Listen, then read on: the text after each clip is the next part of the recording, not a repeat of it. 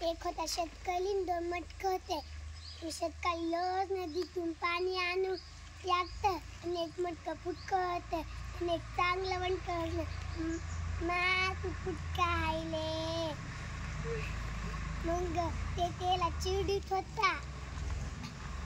मग ते ना त्या शेतकऱ्यानं शेतात असे बिया लावल्या होता.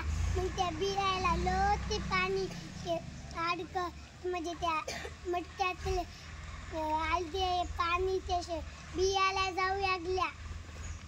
मग ते बिया फुलं उगू लागले. मग ते कमल गुलाब ते असे फुलं उगू लागले. मग त्यानं चांगलं काम केलं.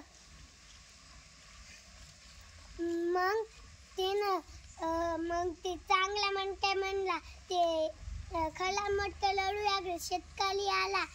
शेतकरी म्हणला आले तू लढाईला का तुला चल तुला दाखवते तुला काय काम केलं.